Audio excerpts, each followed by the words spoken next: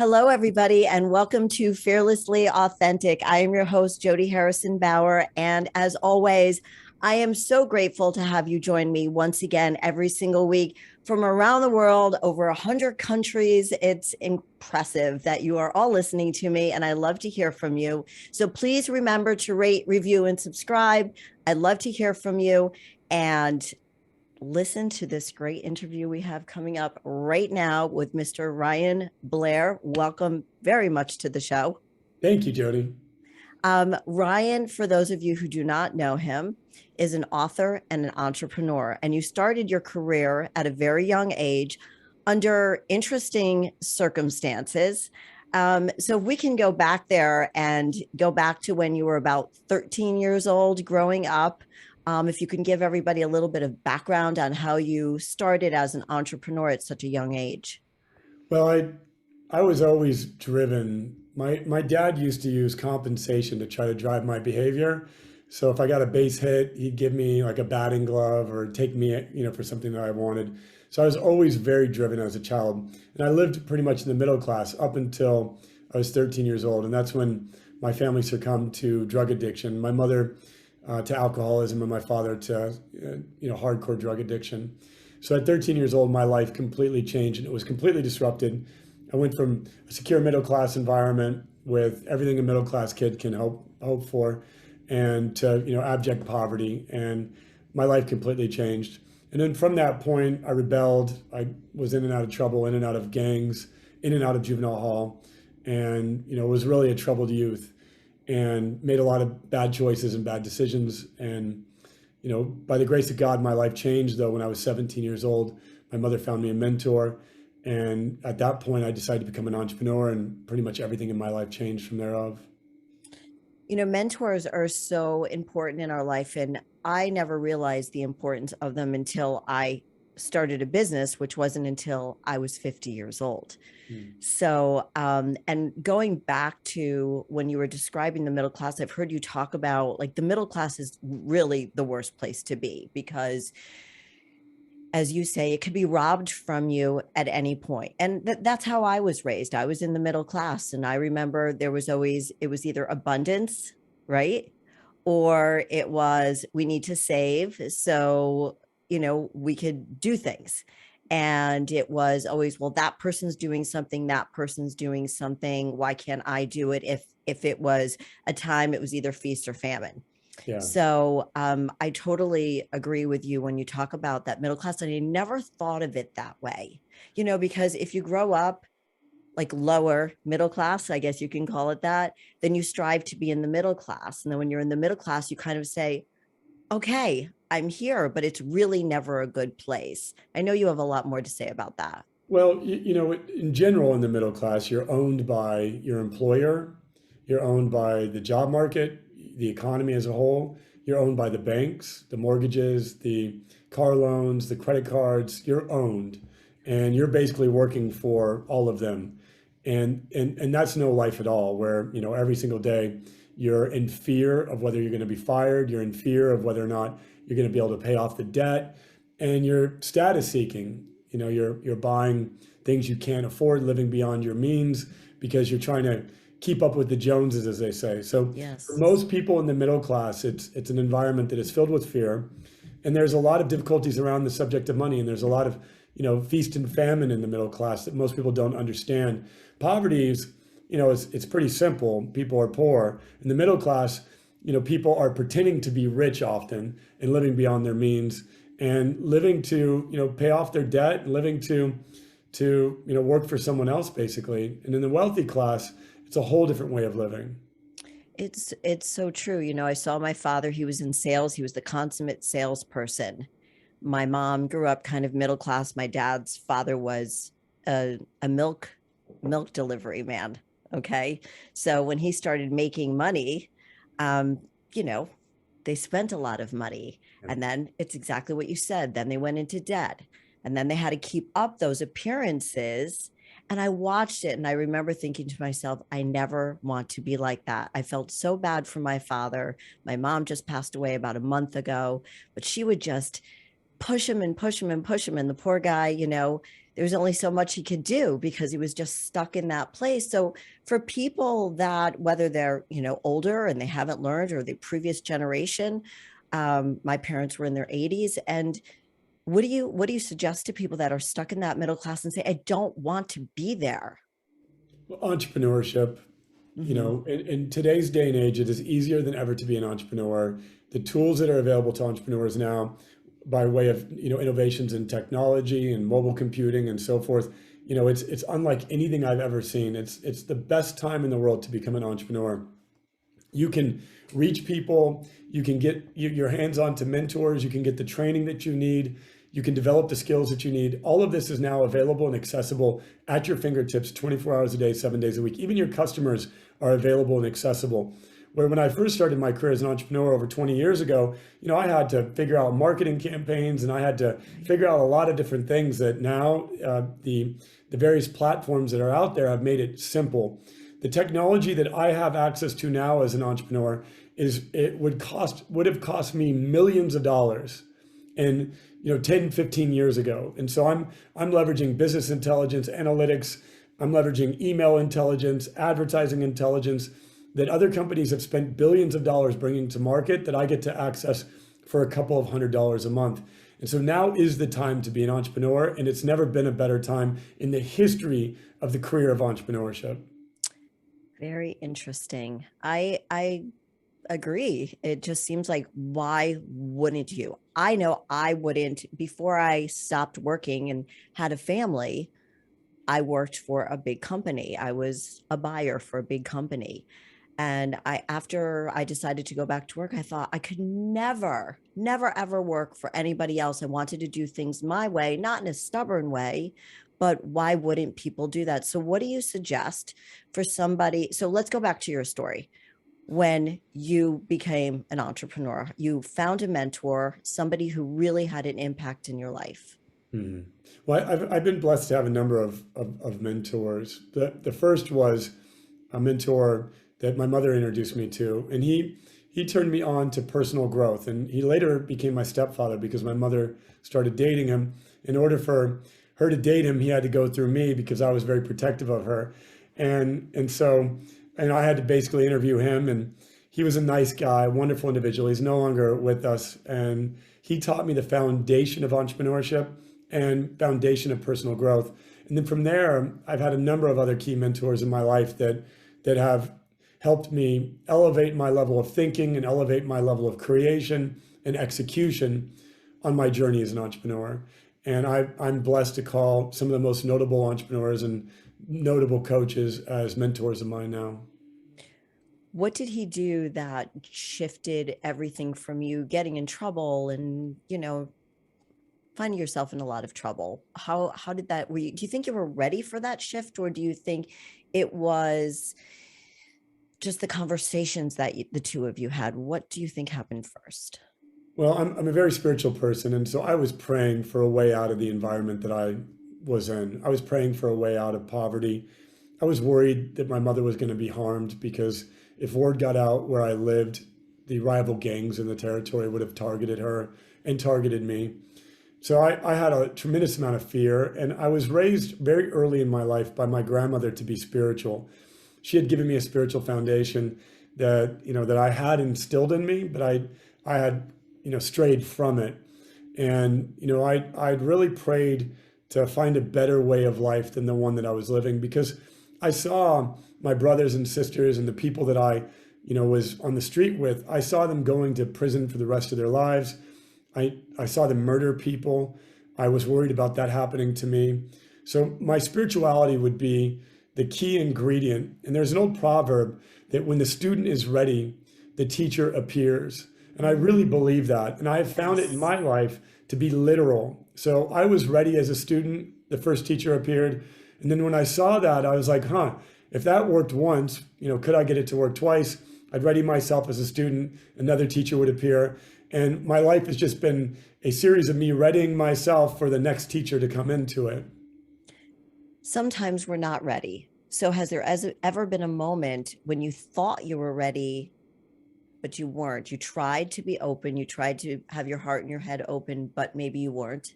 Well, spiritually, you're going to receive tons of teachers in your life. Some of them are going to be negative teachers. So you're always being taught. Might be a bad True. relationship. That's the teacher of the day. It might be a bad business deal, a bad partnership, a bad investment. You're always learning. And when we don't learn the lesson that is intended for us from the positive way, we're going to get it from the negative way. And so I wasn't attuned to this, the laws of the universe and spirituality prior. So there'd be plenty of things that came my way that I missed or that I misread or wasn't ready for. And that's a pattern that we all experience. I've just gotten good now in my later years with more wisdom and experience under my belt to now recognizing the pattern and the lesson that I'm intended to receive from it, and being able to learn the lesson and apply the lesson much more readily. But to answer your question directly, there were tons of times that I wasn't ready. And even with my mentors, there are times that I would get upset with them. I would be angry at them. I would disbelieve in them. I would turn my back. I would get frustrated with them. I would criticize them. And and that's a natural part of the process, because a good mentor is going to confront you, and a good mentor is going to pull out of you something that is within you that might be keeping you stuck. And my mentor certainly did that. And so some of my favorite mentors were, in fact, the most difficult mentors, the toughest board members, the toughest investors, the toughest business coaches, because they're the ones that got me to step outside of my comfort zone and got me to really release whatever it was that I was holding on to. What is the biggest lesson you think you've learned from any of these mentors that maybe was consistent in your learning, or something you had to develop as you grew as a businessman? Well, every mentor brings a different message and a different thing for you at that particular given time in life. In order for you to make the next step on your journey, this person has a piece of wisdom for you. And so I don't think I've had a single biggest lesson, but an overarching lesson that I've learned from the various mentors that I've been so blessed to receive from is to be a great student and to be a great teacher. Most of the mentors that I've been so privileged to connect with, the ones that I would deem the world's greatest, they had all the money in the world. One of which was the founder of Microsoft, and he was worth $50 billion. Another mentor is worth $30 billion, and a variety of people that are worth so much money that they could never spend it in a lifetime. And so I couldn't provide them money. I couldn't provide them pretty much anything. Like, there's nothing that I could give to them. And so they were doing it totally out of their desire to serve and to give back. And maybe oftentimes because I might have reminded them of them when they were younger. And so the mentors that I've been blessed to receive from, I couldn't really repay. And the wisdom and advice that they gave to me is priceless. And so knowing that, I treat it as such. And I come from the position and the intention that I'm going to try to extract as much information out of them for as much time as they will give me. And sometimes, it's a few meetings that I get to experience the individual with. Other times the relationships have been more intimate and extensive. But each mentor has brought to me a piece of wisdom. The way I look at it is, I'm missing a piece of the puzzle in order for me to accomplish the mission that I'm here to accomplish on my soul's journey. And each mentor is going to give me a piece of the puzzle. Once I receive that piece, that mentor might not have another piece of the puzzle for me, and I have to go find another mentor. And even to this day, I'm constantly seeking who my next teachers are. And I'm in a position where I have means, and I'm so blessed to have that. And so I'm constantly asking myself, who am I going to hire next? And now I'm not necessarily chasing people down to give me mentorship for free because I can afford to pay people. So I'm constantly looking to hire people to be able to bring me the information and the wisdom or the technique or technology that will help me get that next piece of the puzzle for me to be able to be more productive and more generous on my soul's journey. I have so many questions for you about mentorship, about your business, because it's a beautiful thing. You created a business called AlterCall. Yeah, it's called AlterCall. Oh, I'm Yeah, sorry. I knew that. I knew it was that's called all Alter. right. I knew that. Sorry. No worries. So tell us about that business because it ties in with everything that you're talking about. Yeah, my mission for AlterCall is to create the world's largest mentoring organization. And through the various mentors that I've had, and to digress for a second, so I've been very successful as an entrepreneur, and I've been able to generate over 2 billion in sales through the various endeavors that I've been a part of. And I want you to think about that $2 billion not as money and wealth, because I didn't get to keep it all by any means. I shared it with a lot of people. But I was able to deploy that $2 billion in a series of experiments, trial and error, successes and failures, product launches, a variety of different ways.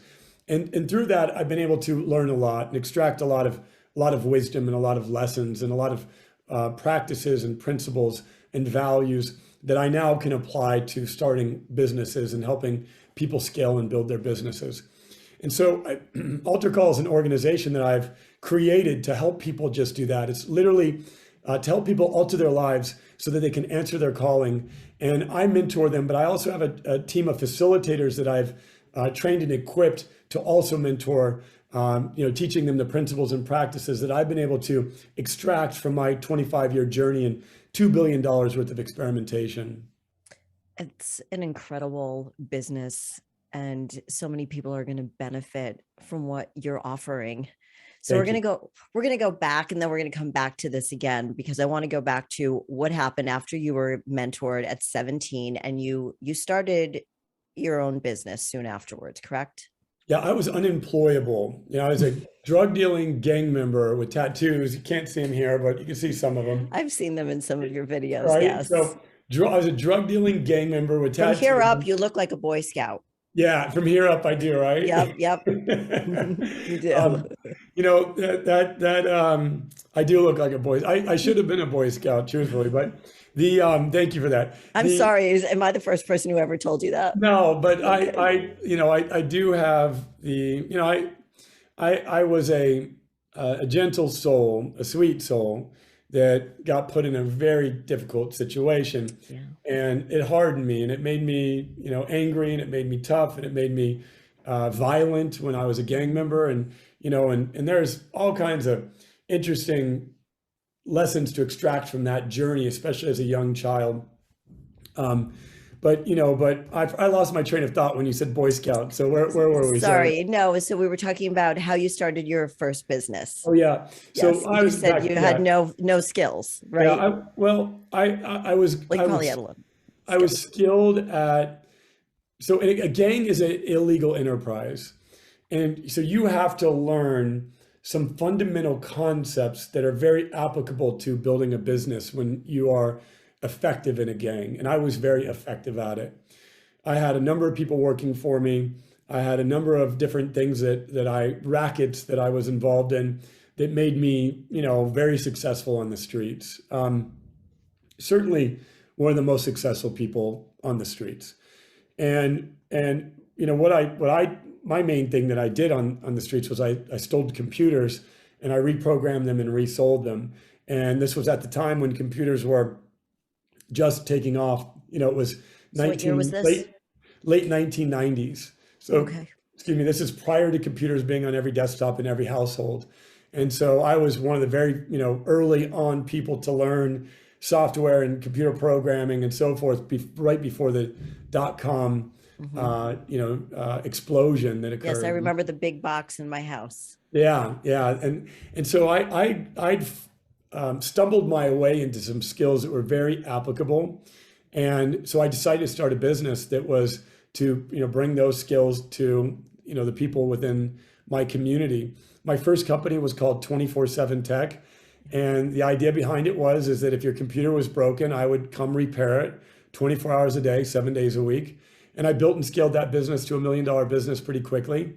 I was about 21 years old at that time. Now you were self-taught. You taught yourself how to work these computers, right? That was a skill set you honed in on.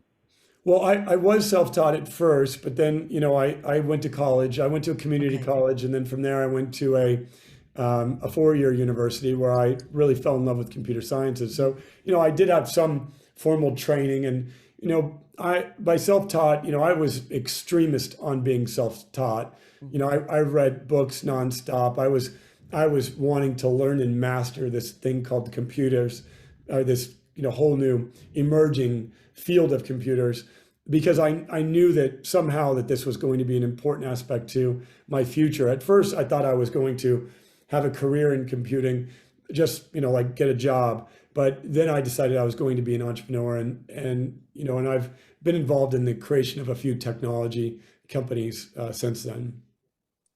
So from there, you created the 24/7 tech. Yeah. And did you sell the business and move on to other things? Yeah, 24/7 Tech taught me about scalability. It wasn't a scalable business model. And so I exited that business, and I took a loss on it. And Wait, then I tell me started, why it wasn't scalable. I'm just curious. because it was dependent upon human beings. And, I had to deploy engineers to locations and have them then fix people's computers. And so it was very labor intensive. Okay. And as a result of that, and I wasn't a very efficient manager at the time. So, I was brand new to it. So I would say I was limited, but it's the model of it is not nearly as scalable. When you look at some of the other businesses I've been involved in, software and even consumer products, they're much more scalable than me having to hire a person, for $100 an hour and sell them for $300 an hour, right? Right. That's not very scalable versus, manufacturing product and shipping product 24 hours a day, 7 days a week. Yes, I own a fitness studio. So I've owned one for 12 years. So I understand what you mean. It's Yeah, very labor intensive and it doesn't really run efficiently unless I'm there because everybody wants me. yeah, So I get it. yeah. So what did you go on to do after that business?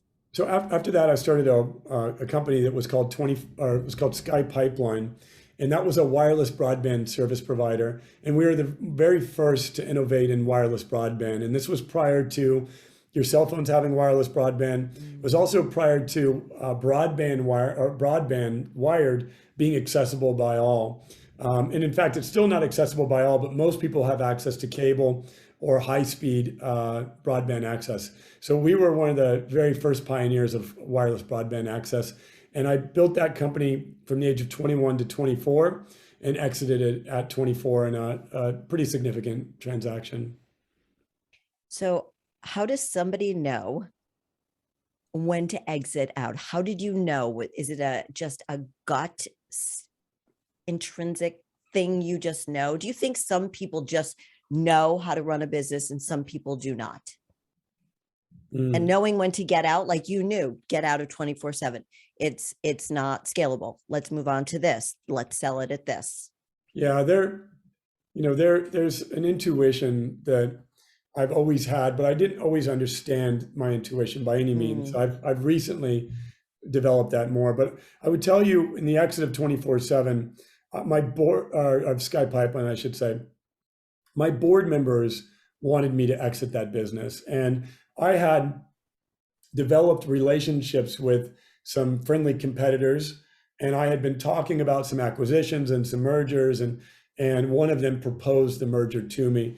And so, as part of the natural process of building a business, it's important to create complementary relationships in your space, and eventually those relationships may very well be the exit that you seek down the road. yeah, I think that's it's like, well, I don't even know if you even know who Kenny Rogers is, but Oh, of no. course. I know. Okay, so Know when to yeah, hold them, know when to fold them, know when to walk away, know right. when And to I run. think that is, the magic of being a wise and shrewd and clever business person. Just knowing when it's time to say goodbye, move along, start something new, maybe find the next thing that excites you, because along with the things we're passionate about, and usually we're passionate about the things that we're good at, passion, purpose, there has to always be profitability, right? Yeah. Well, some of the biggest financial mistakes I've ever made are staying around too long. Mm. And I've made that mistake where I was in past my desire, the energy that I had for the business was, it peaked and it was going downward. And I stayed in past the peak of the energy that I had for the business. And so I agree with you 100%. Knowing yourself, and that's the journey though. Over 25 years, I've just come to know myself better. And now when I design organizations and I structure organizations and so forth, I have a lot greater understanding of what drives me, what my principles are, what my values are, and how I can construct a business and architect a business to where I will be satisfied more with it for the long term. But when you're early on in building businesses, you have no idea how to architect them in a way that's going to suit your lifestyle. And eventually your business controls you as opposed to you controlling your business. And if you don't architect it correctly, you basically create a full-time job. And that can become very painful when you have a business that is running you as opposed to you running your business. And so many of the entrepreneurs that I mentor, some of which I help them exit their businesses, others I help them restructure their businesses in a way that's going to fulfill them and in a way that's going to bring them the type of comfort and peace that they're seeking. I love that. And one of the things that you mentioned was energy. And we have to take a quick break right now, but I want to come back and talk about why energy is so important in running a business. So we'll be right back with Ryan Blair.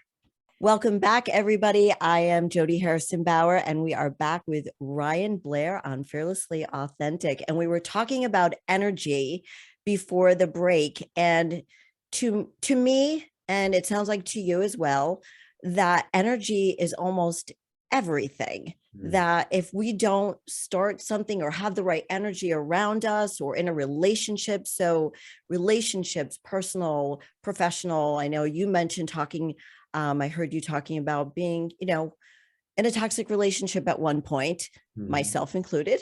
And so tell me about how you make sure that you surround yourself with the right energetic humans.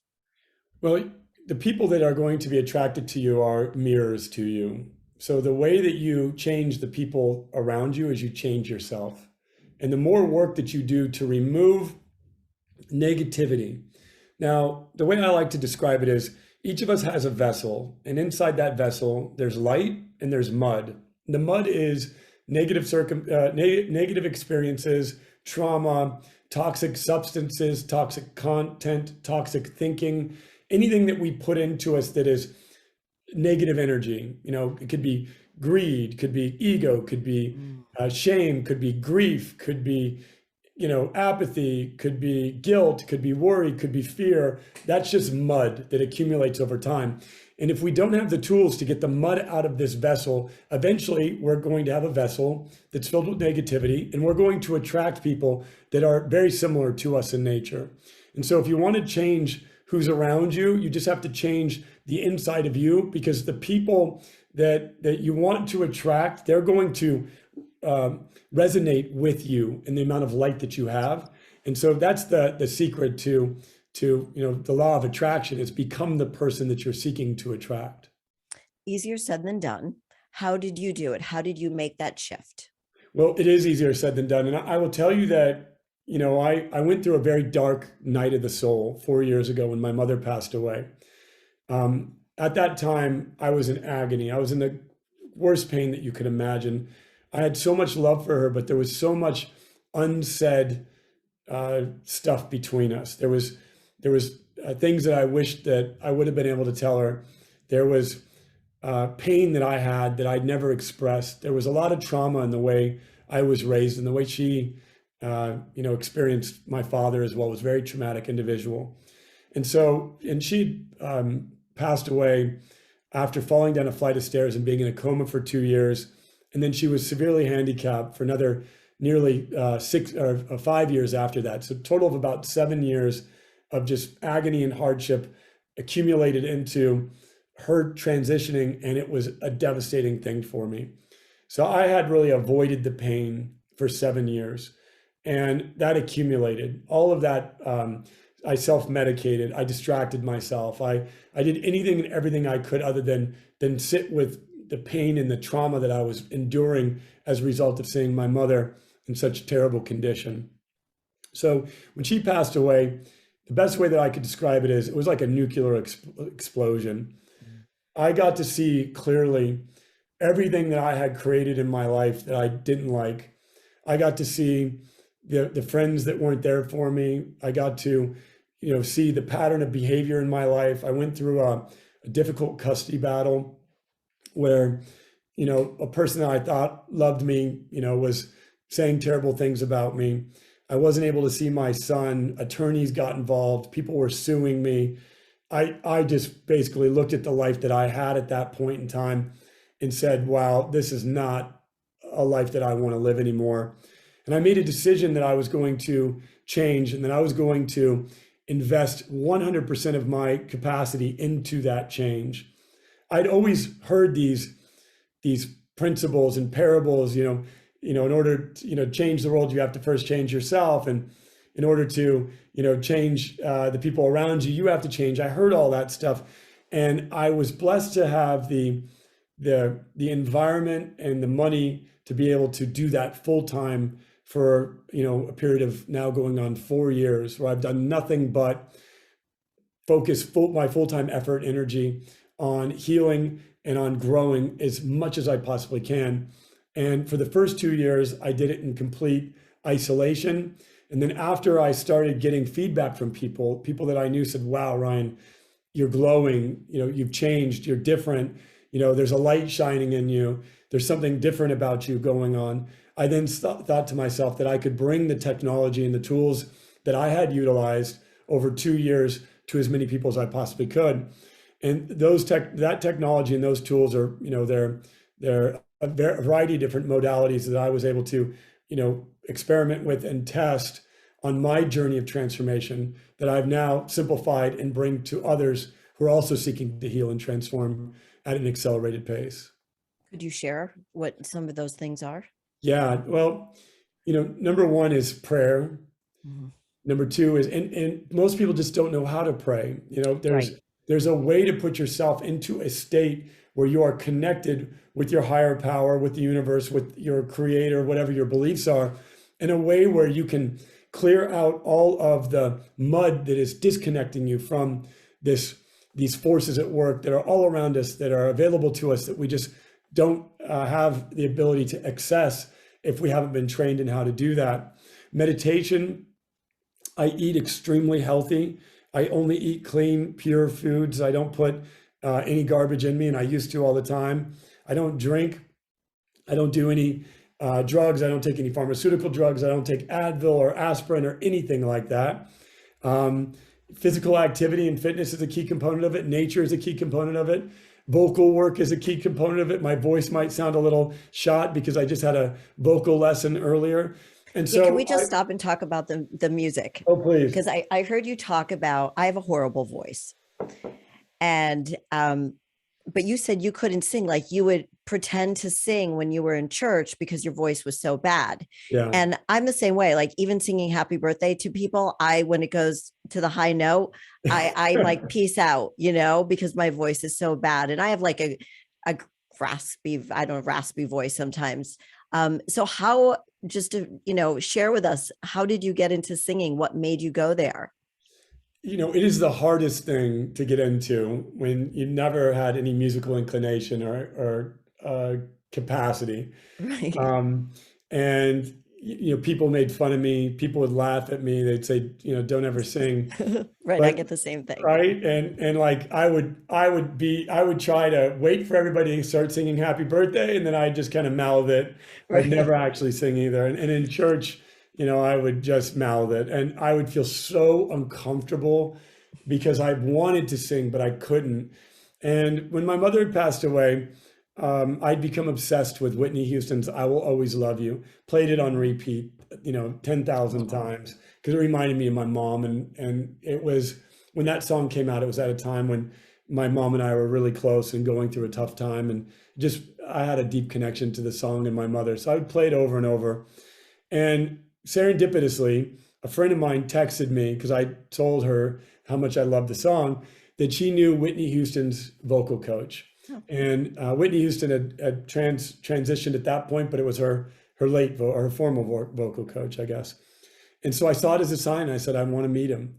And I sat down with him, and he told me that the voice was just simply a series of muscles that you had to learn how to use, and that anybody could learn to sing, and that anyone could learn to have an attractive, resonant voice.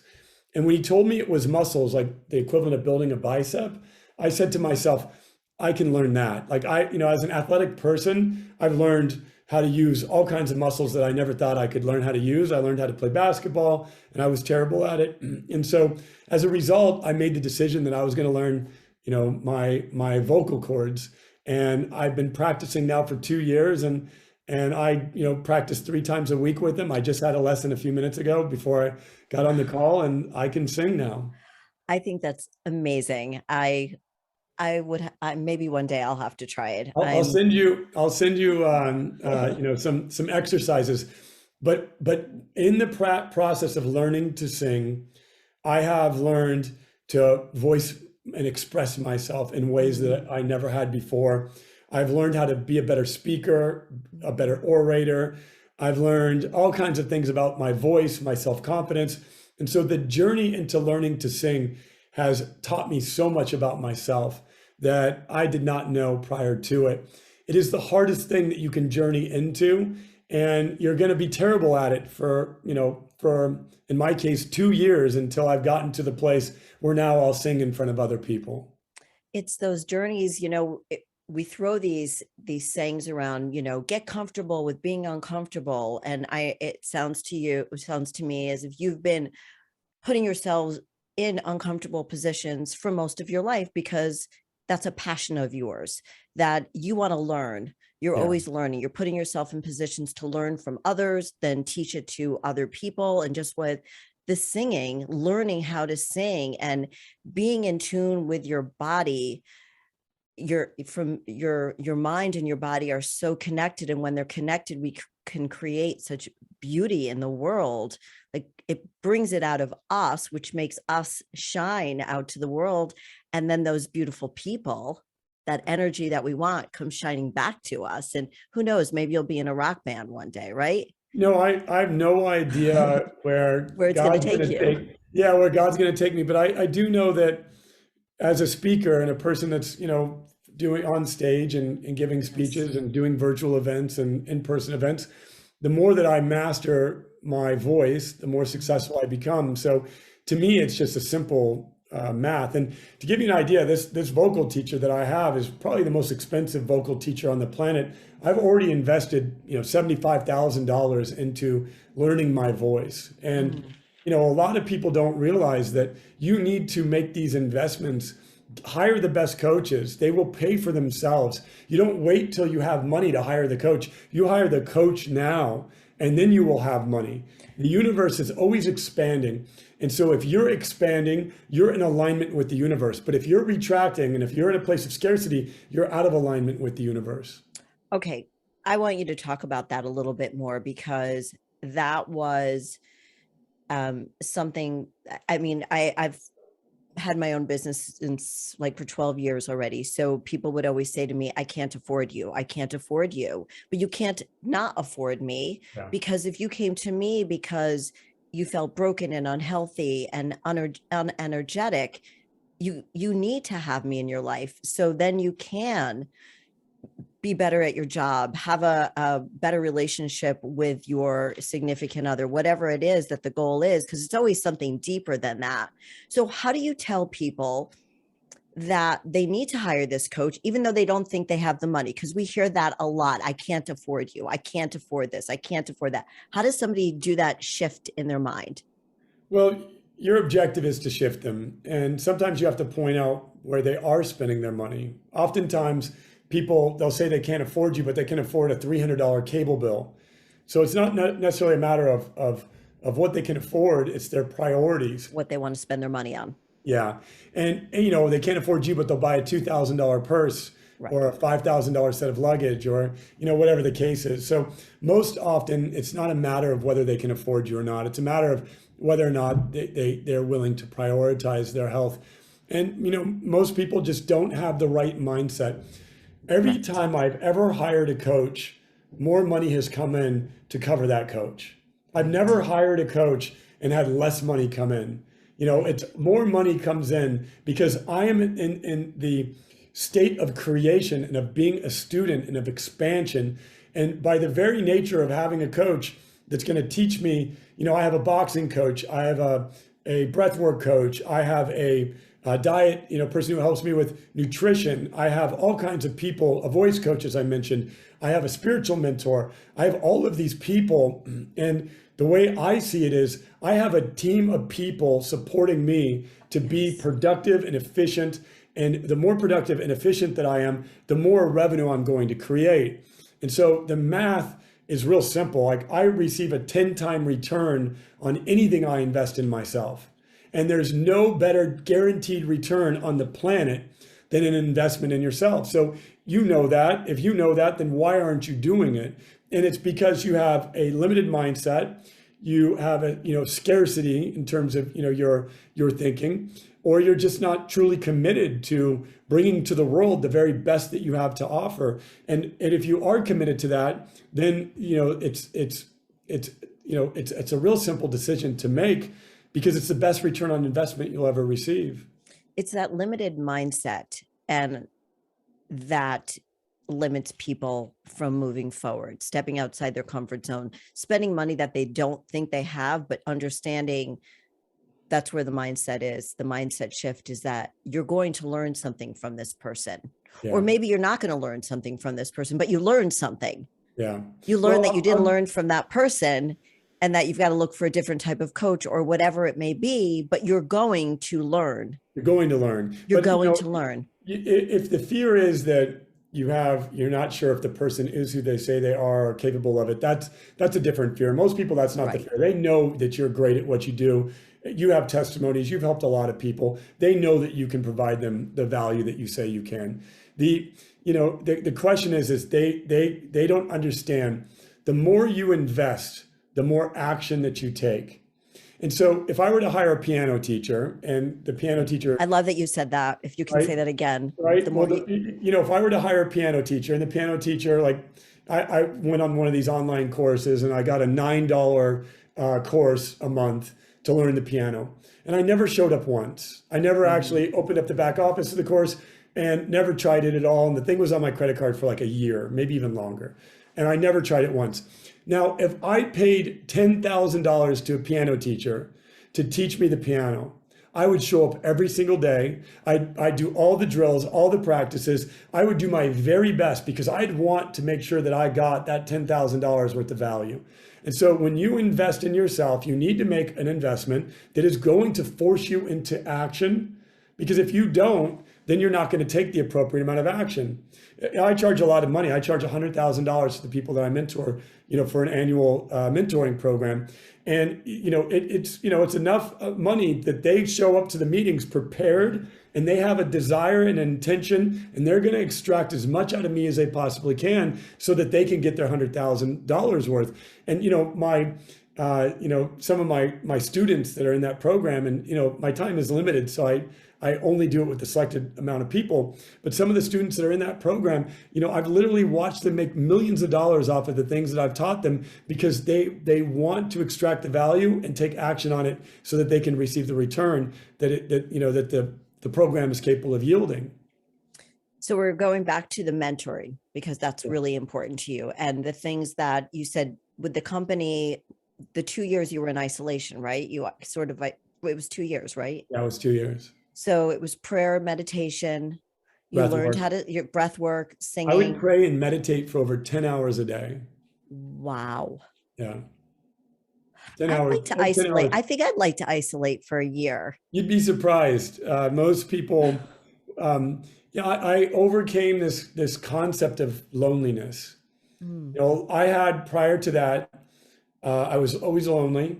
So I was always trying to surround myself with as many people as I could. And I was always bored if I wasn't surrounded by people. And I was always seeking to distract myself with, self-medication, decadent living, lived like a rock star. And so during that period of time, I had to get to know myself and become very comfortable being completely alone. There were times that I went days without speaking to another soul, many days. And I learned to listen as a result of that. I learned to I would just go on walks. I did a vow of silence for 100 days. And I would go on walks and just listen to what people were saying. There's a hiking trail nearby called Runyon Canyon in Los Angeles. And I would just go walking and I'd just listen. I'd go outside and listen to the birds. I would just tune my ears to what was happening all around me.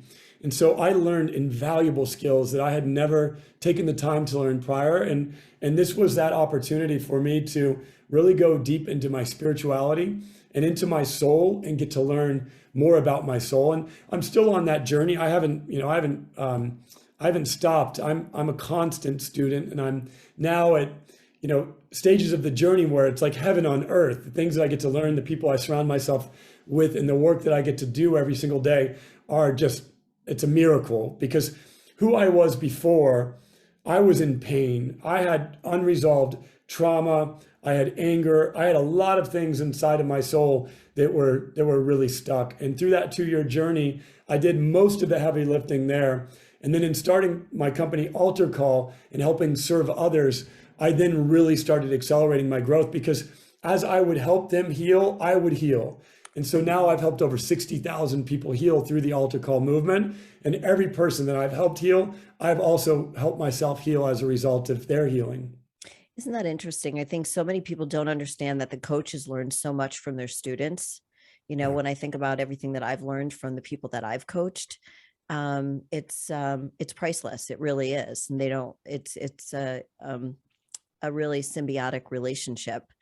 So with all of these things that you've done and you've created, there's a lot of discipline that goes into your daily life. So how did you create discipline in your life, and how can you share that with others?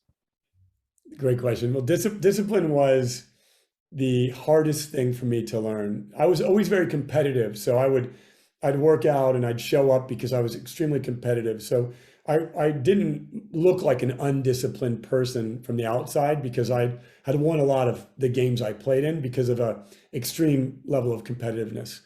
Now, discipline is something completely different. Discipline is doing it not because you want to compete in some game or beat someone or win some award or get some sort of accolade or payday. Discipline is because you do this because you know this is the right thing to do. And so I reverse engineered it through learning from some of my mentors. I'd asked there's a lot of deep questions on the subject because it was a very difficult topic for me to master. And what I learned is that discipline comes by way of restriction. When you restrict small light in order to receive big light, you become more disciplined. When I say no to a glass of wine, not because wine is bad, but because I want to say yes to a better workout in the morning. So I'll say no to that glass of wine because I want to say yes to a workout. I'll say no to staying up till 2 o'clock, not because staying up till 2 a.m. is bad for you, but because I want to say yes to a day that starts at 4:30 a.m. I say no to small pleasure so I could say yes to even bigger pleasure. And when I understood that I was basically building my willpower and my self-control each time I said no to something, even though it was, could have been gratifying and exciting and even, brought to me pleasure, tremendous pleasure, that every time I said no to small pleasure, I would say yes to even bigger pleasure. And the more that I did that, the more I became disciplined. Now I do it all the time, and I break off small challenges. Like I'll say, for example, my most recent thing that I've started a restriction challenge on is the microwave.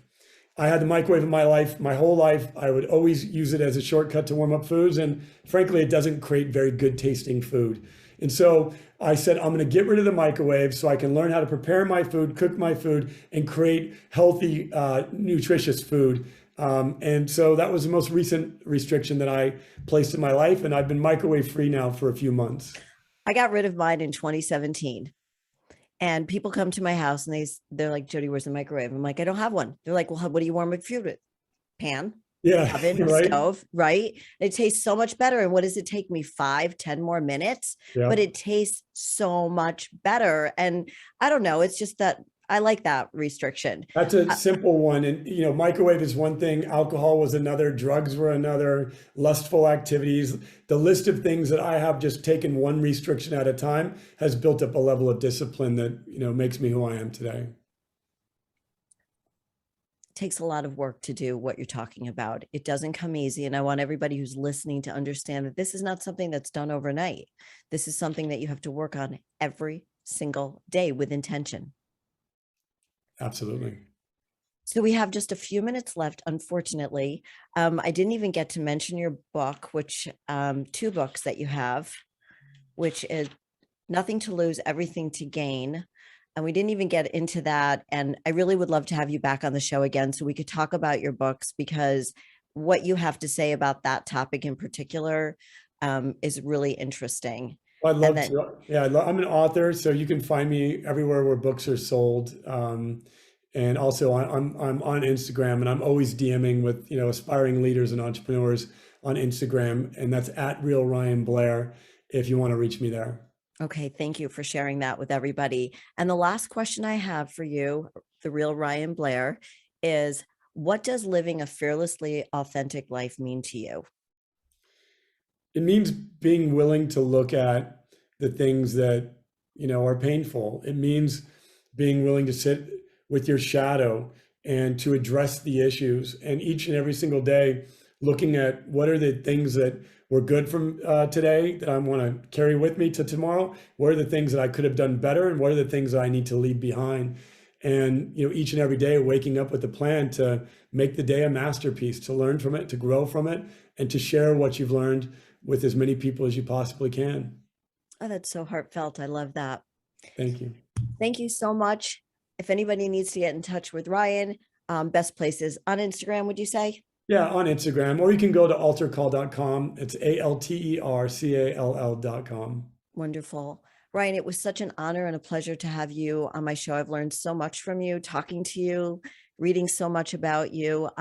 Thank you so much for being on Fearlessly Authentic. Awesome. Thank you, Jody. It's a pleasure. Bye-bye, everybody.